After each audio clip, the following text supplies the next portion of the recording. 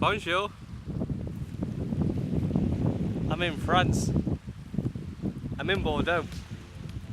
Bordeaux has a lot of wine. I've been learning a lot about it, which is why it's day 5 in this region of France and I've yet to film anything just yet. I've been enjoying myself, but why not? Because this is the greatest adventure I'm ever gonna have. Sold it slower to find your man, but folding over won't hide your hand. Our journey begins with a 2-day drive down to Bordeaux. We used the opportunity to stop over a couple of times, but we were just keen to get down south and try and chase the last of the summer sun. You waited long enough, hesitated over love, now you're taking over.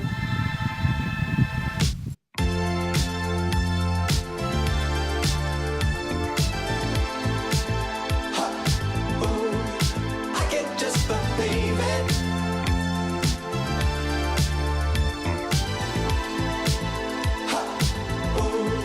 I cannot receive that.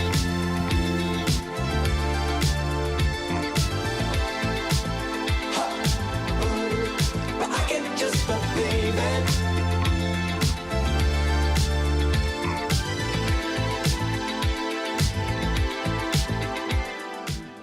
Now, why have I decided to start my adventure, my journey in Bordeaux? And why specifically in this place? The river was a really important part of Bordeaux's history. The ships would come along this river and what they would do is export the wine, the beautiful wine that this region is so famous for. And the bottles that would be carried would be shipped all over the place, even to Great Britain. When your blessing came to life, now you're taking over us.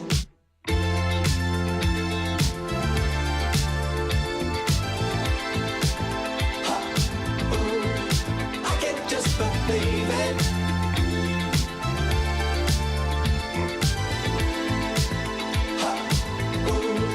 I cannot receive that.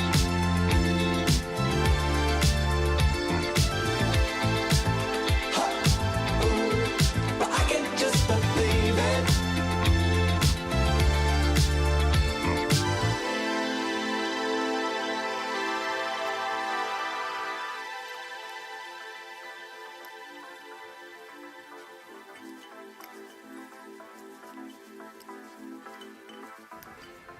It's Sunday morning in Bordeaux and I was hoping for a glorious sunrise. It's 10 to 8 and it doesn't look like that's going to happen because it's a little bit cloudy. But the day isn't going to be a bad one because today we are heading to the best markets that Bordeaux has to offer. We're going to be going to all the food places that I've been dying to go to and I've been reading about for so long. So just down the River Garonne we've got the Sunday market where you can pick up all sorts of stuff and they bring in seafood from the Arcachon Bay and places like that, so it's a real chance to taste everything in one place. After that we're going to be heading to another market in the city centre that's open 6 days a week from 5:30 every morning, which tells you what sort of foodie place this is. People are up early, people are getting ready, and people are getting ready to serve in the fabulous restaurants that fill the streets of Bordeaux. So that's it. In about half an hour I should be down there. I should be having coffee, I might be having wine, and I might be having some oysters, but let's see what happens. It's a shame about the sunrise, but you can't plan everything, can you?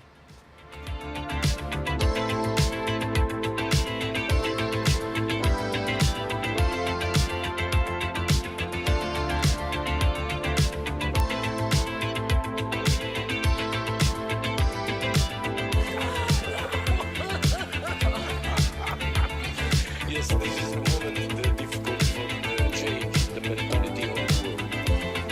After electronic, after computer for the people, automatic for the people is real. This is experience. Yeah. Tomorrow you make another one, and tomorrow you won't make another forever. These experiences is the world. This imagination 20, 30 years ago. Now. It's very nice. Yes. It's a specialty of Bordeaux. Scanlish. Here in the Capucin, I'm like a star. I'm a superstar. Scanlish. I'm a superstar.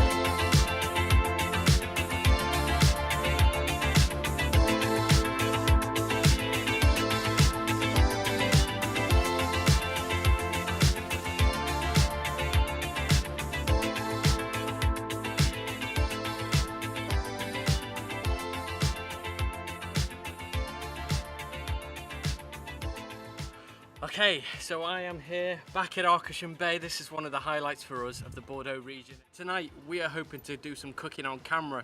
Now it's been quite tricky this because we're cooking mussels using pine needles, which means we need to have a little fire. Now having fires in France is pretty dangerous because of the dry season. So we want to do it on the beach, which is what you traditionally do anyway. However, when you take your cameras on the beach, there's a load of naked people. And I can't get cameras out when there are a load of naked people because I might get chased for the fire or chased for filming naked people. So here we don't think there's going to be any naked people, and if they are, there'll be naked fishermen, and I'm sure they won't mind. So we're going to do some cooking, and we think the French word for it is Moules d'Eclade. Eclade de Moules, the wife is telling me. So you can't pull me up on pronunciation. I haven't got anyone to explain it to me. We've tried, but yeah, we're going to try and do some cooking that tonight, and hopefully it'll be spectacular. And after that, I then think we are going to take a walk down. Right behind me here, there's about 10 restaurants, and most of them specialise in oysters and mussels. I don't think they sell anything else, which isn't a bad thing, is it really? You think about what they're doing. Maybe some crevettes, some shrimp, some prawns, that sort of stuff, which the wife might be able to have.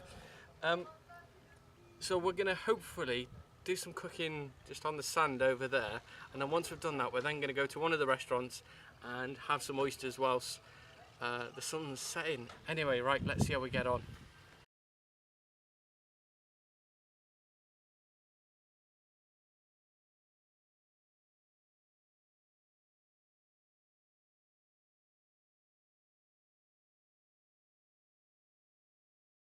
So I'm getting the mussels ready. Now for these mussels I need to lay them all so the point of the shell is pointing upwards, and that way when I start the fire the ash isn't going to drop into the mussels when they open up. And talking of opening up, let's talk about mussels and how to detect which mussels are safe for eating and which aren't. So when you're preparing your mussels, if you come across any that are already open, give them a little tap on the side of the pan.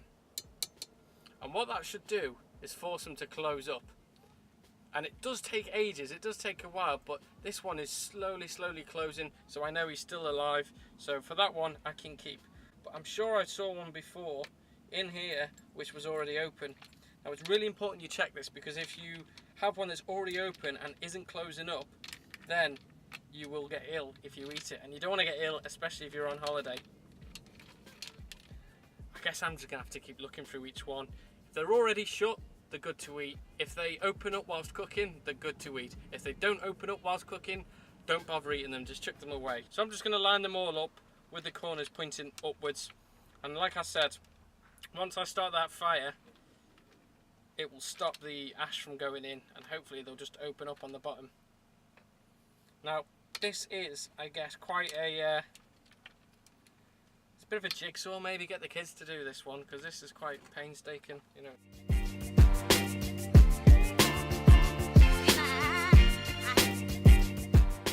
Okay, this recipe requires 3 things: mussels, some pine needles, and a bottle of white wine whilst you're waiting. So we're going to make a start. Now I haven't done this before, but this trip is all about learning things for the first time. So I am at complete danger of making a complete arse of myself here, because there's going to be people around watching who know how to do this and have probably done it before, including an older lady who's sitting on a chair. Now we get some pine needles and we just cover it like a little nest over the mussels, and it really is well, should be as simple as that. So we're just going to pop some pine needles over, and then we're going to light them. First recipe had to be the easiest, didn't it? But what you kind of want to do is have the wind behind you as you light it, because the wind will carry the flame across and cook the pine needles for you. And you're expecting about 8 minutes, 6 to 8 minutes for something like this, they reckon. I'm just going to stoke it up a little bit because I don't want to risk this not cooking properly. And already that flame's kicking out. Right, now time to open a bottle of wine. We're serving this with a, what's this stuff? Bordeaux white. There's only 2 types of wine that I know. Good wine and bad wine.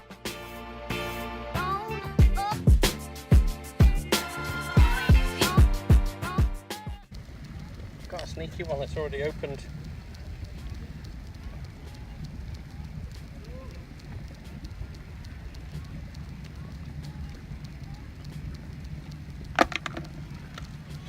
Not a bad way to cook them. They're certainly more intense, maybe more, you get more of a salt flavour from it.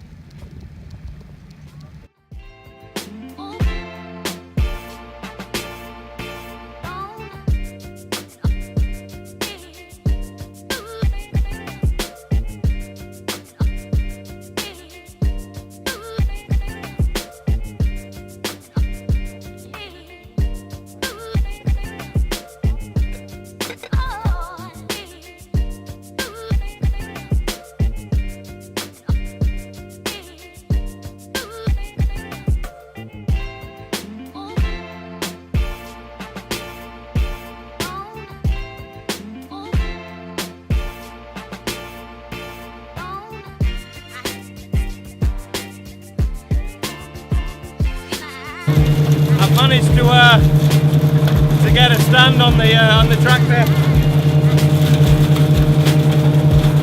It's still dark and we're riding, picking those grapes.